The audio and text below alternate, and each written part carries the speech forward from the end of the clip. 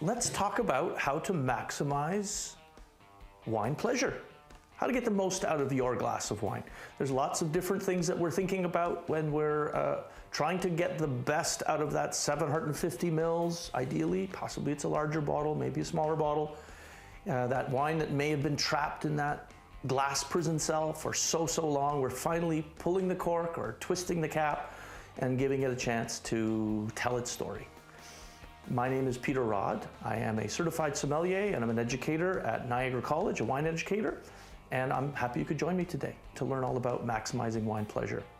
So when I think about all of the many considerations that we have, there's four that really, it distills down to four in particular that I think are important that we can all think about for every bottle, regardless of whether this is a serious wine tasting with friends or we're at home by ourselves. And they are the choice of glassware that we're going to use has a huge impact on how that wine will smell and taste and feel even in our mouths. The service temperature that we serve the wine at, that we consume it at least to start with. Whether to decant or not, which is of course a conversation that we've probably had with friends before. Why are you decanting that wine? What's the benefit, etc. We'll get a little into that. And finally, the piece that we'll just touch on but won't go into too much detail today is the benefits of food pairing and the incredible things that happen when the right food is with the right wine and vice versa, and how a wine can be transformed by the right food or possibly even not taste so good if it's not with the right food. So let's start with glassware, all right? The first choice you're gonna make, hopefully you've all got wine glasses at home of some type. It's not a big investment. Nowadays, there's so many manufacturers of wine glasses out there that you really can invest in a fairly nice set for very little money. They're widely available online, in local houseware stores, etc. And so I think after we've had this conversation, I'm hoping that if you haven't got nice wine glasses, that you rush out and you grab some, because frankly, it's gonna have the biggest impact on your wine of all the things that we talk about today, okay? If we were in class at Niagara College, we would probably be tasting from something like this. This is International Standards Organization, recognized as the ideal tasting glass, and is used around the world by sommeliers and sensory analysts and educators. It's quite small, it's got a stem, it's got a nice wide base, so it's very stable. It's got a fairly small volume, and you'll notice that it's directing the release of aromas from the wine glass, narrowing towards the mouth to the opening, so that when we actually smell the wine, those aromas are not escaping like they might in a martini glass, but instead are being directed towards our nose, and we can get maximum pleasure from that. This is a perfectly good analytical glass. But for maximizing pleasure, it's a little restrictive. If we look at all the different types of wine that are out there, the different grape varieties, the different origins, the different ages and styles, the odd one might taste quite good in this. Perhaps a vintage port could taste good in this, or a glass of sherry. It might be nice to serve even a brandy or a Scotch whiskey in a glass like this. But most table wines want something better. They want an upgrade. So let's talk about upgrades.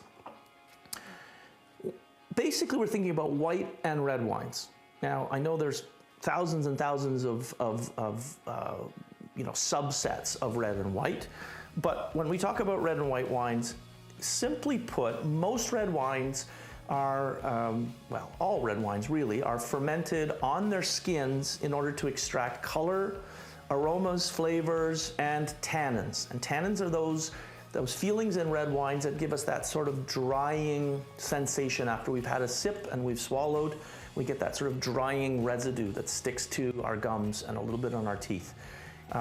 Those tannins are essential structural elements in red wine that allow them to age gracefully in some cases, and frankly, just to give them more power and structure and perhaps more enjoyment in our glass. So when we have a tannic red wine, or any red wine frankly, one of the ways that we can soften those tannins and release their aromas is to give the wine space to breathe, space to move around and to breathe, and even to change temperature while it's sitting in the glass. So a glass like this or this would be ideal glasses for the vast majority of red wines that you're going to have at home. Because as you can see, compared to the original that we have, the tasting glass, it's a significantly larger volume.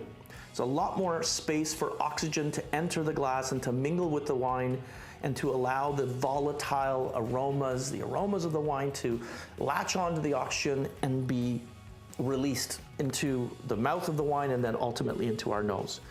So this is hugely beneficial. And we're talking about Cabernet Sauvignon, Cabernet Franc, Merlot, even Pinot Noir is going to be very happy in a glass like that with a large volume. The other thing that happens in a large glass like this is the oxygen mingles with those tannins, and in a young wine, those tannins can actually feel quite tough and a little rough and a little too aggressive. And what happens is oxygen dissolves them and converts them into something softer and rounder and a little more supple. So by putting the wine in this glass and giving it lots of room to move around, we can mix lots of oxygen in there and accomplish two things. Release the aromas, soften the tannins so that we smell more and the wine feels better in our mouths. So that would be my recommendation for our reds. For whites, if I have a fairly full-bodied, robust oaked white, like a great white Burgundy, say from France, or a great Chardonnay, frankly, from anywhere in the world, even an unoaked wine with lots of minerality and tension and intensity, like a great Chablis, we still want to give that wine oxygen, because instead of tannins, we're talking about acidity. We're talking about this edge of acidity that will be softened and supple and feel more supple in our mouths when we allow it to mix with oxygen. And we're still looking to warm that wine slightly and volatilize some of those aromas to release them out of the liquid and get them into that airspace so that we can smell them.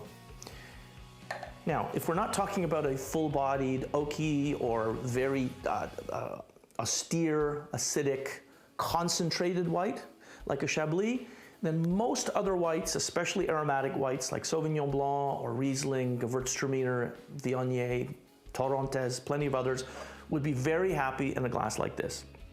A nice long stem again, so very easy to hold. Lots of that beautiful focus towards the mouth of the glass to direct those aromas towards our nose, and enough airspace for the mingling of the wine with the oxygen. This is a great all-purpose wine glass, actually. So if you're going to only choose one, I would opt probably for this glass, because I think you'll find it has enough airspace, if you're patient, to allow a lot of your wines to open up and express themselves. I mean, remember, they're coming out of that prison cell, and sometimes the very first aromas that are released are not the most pleasant aromas in the wine. We don't want to smell the aromas that are sitting in that little airspace under the cap or under the cork. We want to smell the aromas that are stuck in the liquid itself. And so by having a glass with volume and a nice focus towards the nose, we're going to maximize our pleasure. So that's the first part, wine glasses. The next part is service temperature. And we won't go into a lot of detail on this because frankly, how many fridges do we have at home?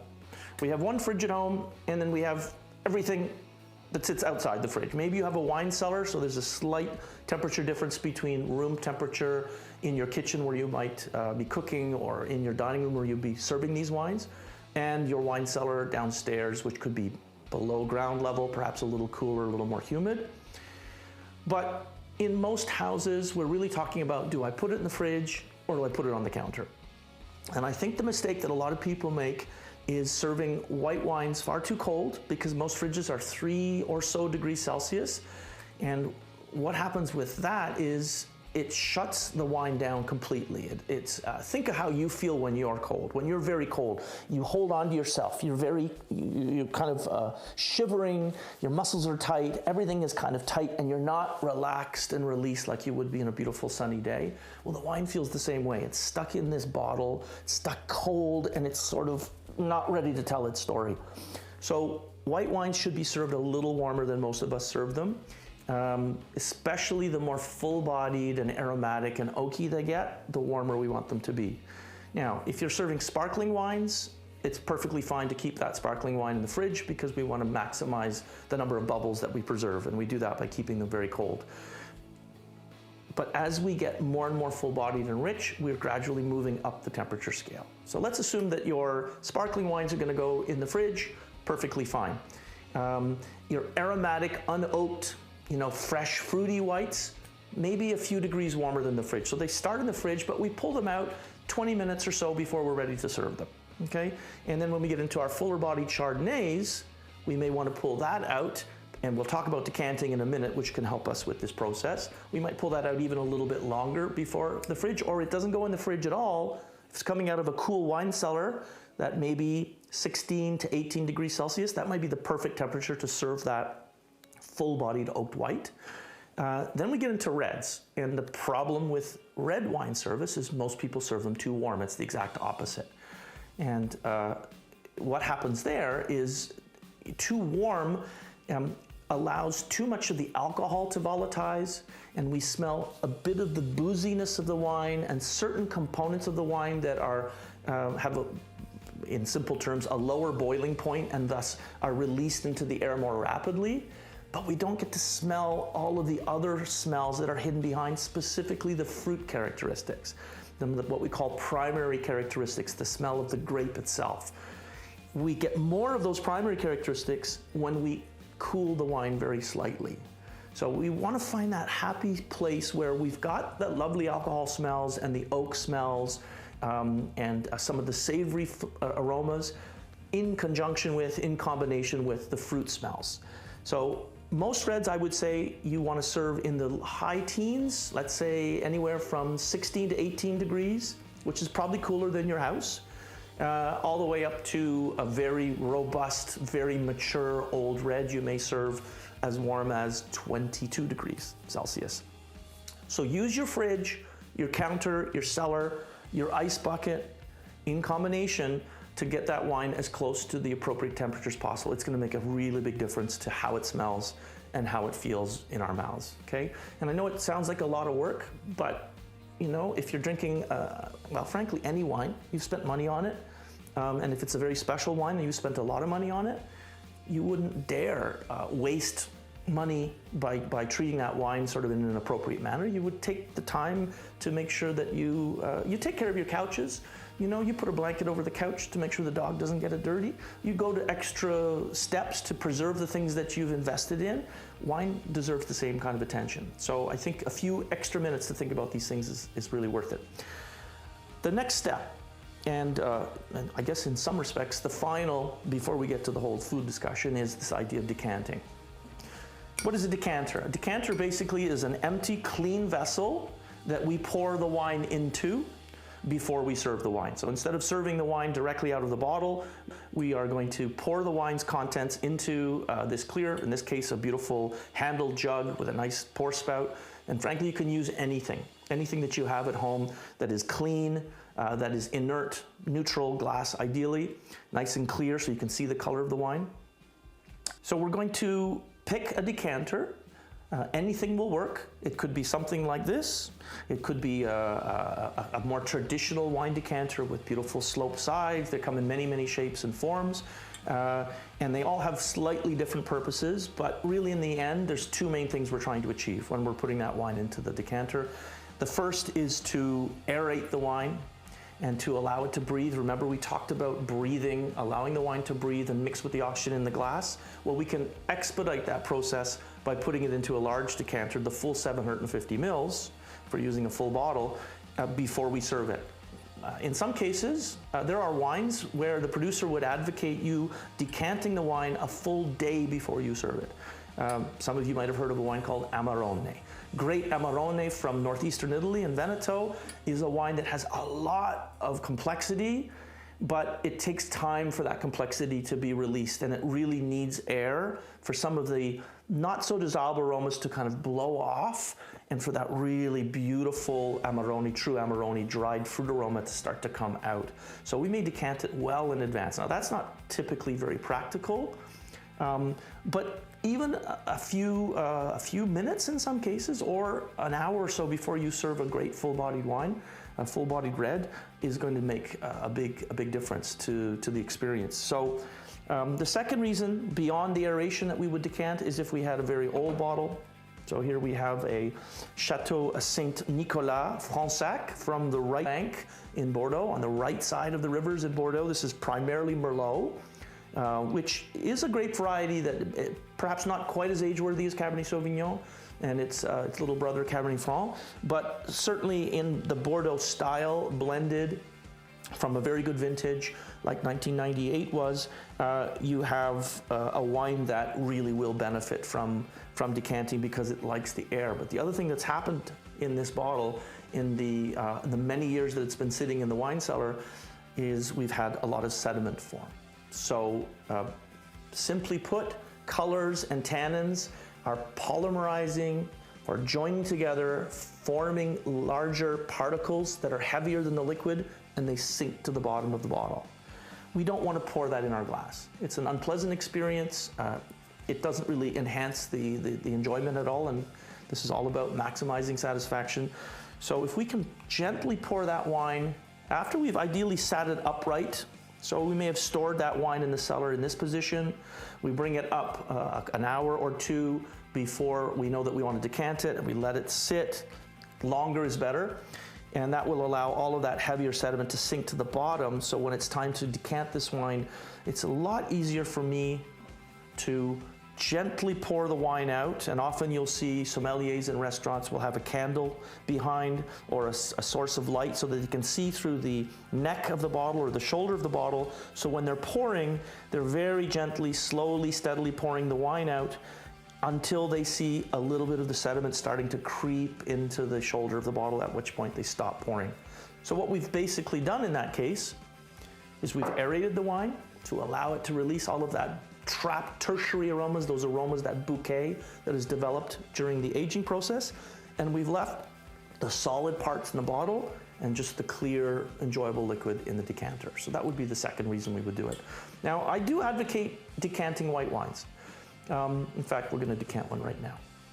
This is a 2019 2027 Cellars Chardonnay, a very good producer from a single vineyard called the Wismer Foxcroft block. And 2019 in Niagara, where this wine is from, was a very high acid year. It was a wonderful year for Chardonnay.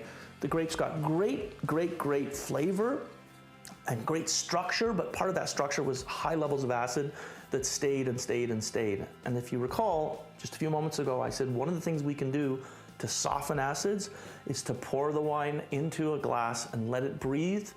Well, why not expedite that process and pour the wine directly into the decanter, let it breathe before we serve it? I know that sounds crazy, decanting white wines. It's not crazy. It's actually just a shortcut to getting faster, getting closer to pleasure faster. It's what we're trying to do. We don't, if we're not in a rush, then certainly we don't need to decant it. We can enjoy it in that beautiful big glass over a couple of hours through an evening. But sometimes we don't have that kind of time and we want to speed the process up. So decanting is a really good diet. I'm going to decant that as soon as I discuss corkscrews. But before we get to corkscrews, the last thing I wanted to mention was food pairing. And food pairing is a masterclass all of its own. It's it can be a very complex subject with lots of dynamics and considerations that we need to think about, far too much for us to go into today. But just know that it's a really important discussion to have, and it's worthwhile spending a little time to learn about the basics of wine and food pairing because, well, most of the time, most food will go with most wines, and the pairings are essentially harmless. There are opportunities for us to enhance the experience. Not just settle with the harmless, it's okay, it goes okay, but to say, if I put a little time and effort into thinking about which food is actually going to make this wine feel and taste and smell better, and conversely the food feel and taste and digest better, why wouldn't I do that, right? It's all about hedonism, and I'm a hedonist, so I like to maximize every opportunity I can to enjoy every moment that I have. So, food pairing, another day. Let's open a bottle of wine. How are we going to open it? Well, we've got corkscrew choices. We've got, I got 3 that I brought with me today, and I'll start with perhaps the most exotic, one that very few people will have in their cellar. This is called the Butler's Thief, or the Asso corkscrew. It's a bit of an unusual design. You're probably looking at it thinking, how the heck do you get a cork out of a bottle with that strange design. And the general principle is that if you look, you can see one tine is slightly longer than the other. They're very close together. They bend out a little bit at the bottom. What I do is I put the long tine in between the edge of the glass, once I've taken the capsule off, between the edge of the glass and the cork. And I shimmy it down by rocking my hand back and forth until it's low enough that I can get the second tine on the other side of the cork. And I'm basically hugging the cork by slowly shimmying this down until it's all the way in the bottle, and those two metal tines are now holding onto the cork very tightly because of this design. Then I'm basically just going to twist and pull, twist and pull, twist and pull slowly, and I'm going to pull the cork out without actually breaking the cork, without having to enter the cork or damage the cork. And this is why they call it the butler's thief, because if the cork is intact, I can quietly pull it out, have a few sips, refill it with water, put the cork back in, nobody will know any different. In the old days, of course. That's not our main concern. But it's a great corkscrew to have for more fragile corks, older bottles where you're a little concerned that by penetrating the cork with a traditional corkscrew, you may cause it to crumble or break. With this one, because we're not penetrating the cork, we're actually holding onto the cork, we're supporting it, it's a little easier to pull some of those old corks out of a bottle. This one serves a very similar purpose. This is called a screw pull, and it's a personal favorite of mine. It's got some family history. This was a gift from an uncle of mine, a French uncle of mine, who gave it to me many years ago. He was a great wine and food fan, and before I became serious into wine, or just as I was, and he was aware, he made arrangements for me to have this great corkscrew. And this is an engineering delight. Basically, this is just the stand. So if it's sitting on my counter, I've got it like that. I just pull this out. As you can see, it's got a very long worm and actually quite a wide worm. It's got beautiful engravings on it to make sure it's got a really good grip, a very sharp point. And what I'm going to do is, once I've removed that capsule, I'm going to put this piece on, hold it in place, and then I'm going to put this in, and I'm just going to push and twist very gently until this enters the cork. I continue to twist, and because of the design, it pulls the cork out by itself. So as long as I'm twisting, I'm entering and then removing the cork. And because of the design of this, what we call the worm, so thin but so strong and so sharp, it enters the cork really gently, but holds onto the cork very tightly. So this is another excellent corkscrew for pulling corks out of older bottles, higher quality bottles where you know you may have a very long cork and you have a very low risk of damaging the cork with that. Most of us have this design, right? The waiter's key, there's plenty of other names for it. It's the same general principle. We have a worm that we're going to enter into the bottle, and then we've got a bit of a lever type support which allows us to ratchet, in some cases, the wine out of the cork, out of the bottle. And if we know what we're doing, then we can get 95% of the corks out without any issue. So let's go ahead and do that. We got a little knife built into this beautiful corkscrew, typically with a good serrated edge, so it's nice and sharp. It'll cut through whatever this material of the capsule is. If this was a formal dining room, I would suggest that we cut just below the neck on the bottle, here and here, because for as long as possible, I like to keep the look of the package intact. And so rather than cutting the entire capsule off and ruining the package, I like to preserve the package as much as possible. So I'm basically just cutting around a couple of times, as you can see, to make sure I've made a really good cut. And then I'm going to get the edge of the knife underneath this top piece which has been cut, and ideally remove it neatly in one piece. So that is now garbage. We no longer need that. If this is an older bottle, never a bad idea to have a nice clean service cloth. Give that a little bit of a wipe, because in our humid, cool cellar, we probably have enough humidity that there's a little bit of mold, harmless mold that's growing on the outside of the bottle. Of course, it's never an issue until it gets inside, and a good cork will prevent that from happening. So we just want to make sure we give that a nice wipe so that when we pull that cork out, there's no mold falling back into the bottle, okay? So I've done that. Now I've opened my worm, and my worm has a point, and I'm gonna look at that point and I'm gonna put it in the center of the cork so that when I do one just very short twist, I can see it's in, it's tight, my corkscrew is straight up and down. Because the principle here is to draw the cork out straight up. If I start to pull it on an angle one way or the other, I risk breaking the cork. And once I break that cork, it's much more difficult for me to get the rest of the cork out, because just simply trying to apply pressure with my worm into the remaining piece of the cork will probably force it to go into the bottle. So that's the starting point. Make sure you've got it in so that it's going in straight north and south, up and down. And then we're just basically gonna twist that in, twist it in, twist it in. And I don't have a problem twisting it all the way to the final turn on the worm, because even though we don't really want to exit the cork at the bottom, because that could cause some cork to maybe break off, I also don't want to break the cork. And so it's sort of the least of two enemies. I really want to just get this cork out as neatly as I can. So I put that in, and I've left the positioning so that my right hand, it's got access to the handle. I'm now holding this lever. I'm just going to spin it around a little bit so you can see what we're doing. Put that there, hold it with my hand against the edge, and just lift straight up until I can't lift anymore. And then go to the next level of the lever, same thing, hold it in place, and slowly lift up, straight up, okay? And you will typically do that most of the way, and then grab the cork and you can just ease it out with your hands, just shifting it a little bit back and forth until it's out, nice and quiet. That cork's in perfect condition. It's a beautiful high quality cork from a beautiful high quality wine. People say, do I smell the cork? No reason to smell the cork. We're gonna smell the wine in a minute. We'll learn a lot more about the wine from the wine than we will from the cork. So that is also garbage unless you happen to be a cork collector. Now, I'm decanting this because, as I said, it's a 2019 cool vintage, lovely vintage, lots of acidity, and this wine is only 5 years old. And so it's gonna love getting that air washing into it and opening it up and making it a lot more enjoyable for us to sip right now. So no sediment, nothing to worry about. You can be as wild and crazy with this pour as you like. So go ahead, get it in there, give it a good splash, glug, glug, glug. No reason to be gentle in this case because we've got a young, strong wine that is it's not fragile at all. And in the process of pouring that in with lots of glugging, I mixed even more oxygen in.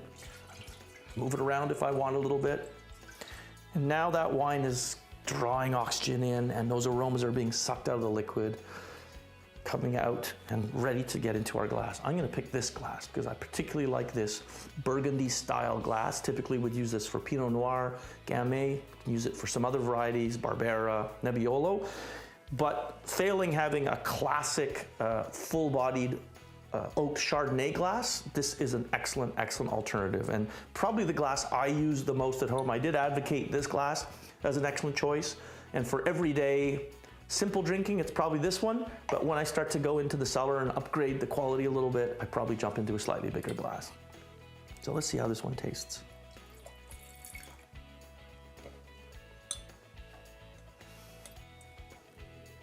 Again, moving the glass, wine around in the glass to maximize that aeration. And then to the nose. I always close my eyes when I smell because I like the idea of focusing all of my energy, all of my senses on just the nose, because then my brain is processing one piece of information and I'm not distracted by everything else that's going on around me. It's a bit of a meditation, a meditatory moment for me.